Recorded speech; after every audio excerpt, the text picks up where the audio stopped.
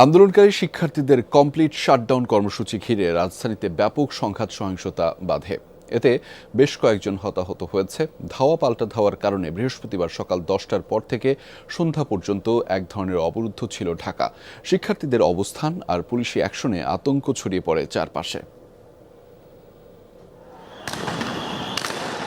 কোটা সংস্কারের দাবিতে উত্তপ্ত ঢাকার রাজপথ। কমপ্লিট শাটডাউন সফল করতে বেলা 11টা থেকেই উত্তরার আজমপুর রাজলক্ষ্মী হাউস বিল্ডিং এলাকার প্রধান সড়কে অবস্থান নেয় আন্দোলনকারীরা। শুরুতে টিয়ার শেল আর সাউন্ড গ্রেনেড নিক্ষেপ করে পরিস্থিতি নিয়ন্ত্রণে আনার চেষ্টা করে পুলিশ। সংঘাত আরও বাড়তে থাকে যখন ঘটে এই ঘটনা।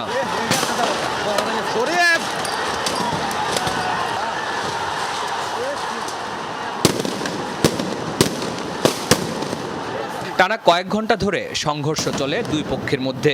আন্দোলনকারীরা ইট পাটকেল নিক্ষেপ করে, বিপরীতে পুলিশ ছোড়ে টিয়ার শেল, রাবার বুলেট, সঙ্গে সাউন্ড গ্রেনেড। ব্যাপক সংঘর্ষে প্রধান সড়ক থেকে শুরু করে অলিগলিতে উত্তেজনা ছড়িয়ে পড়ে।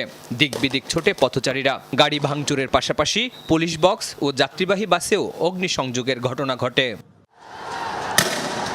মহাখালীতেও পুলিশের সঙ্গে ব্যাপক সংঘাত সহিংসতা হয়েছে আন্দোলনকারীদের সঙ্গে। এ সময় রেললাইন অবরোধ করে সারা দেশের সঙ্গে ট্রেন যোগাযোগ বন্ধ করে দেয়া হয়।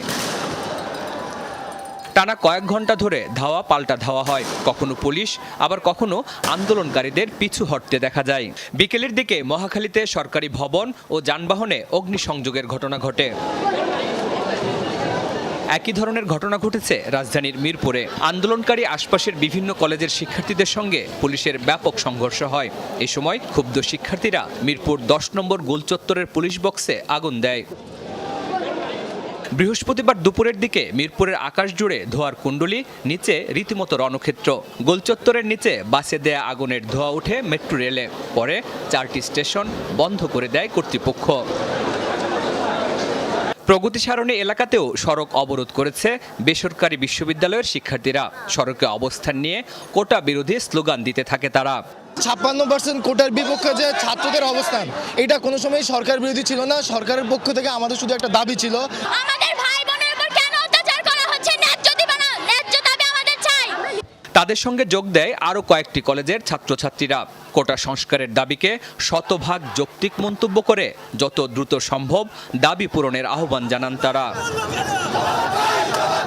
শরীফুল ইসলাম খান, যমুনা নিউজ, ঢাকা।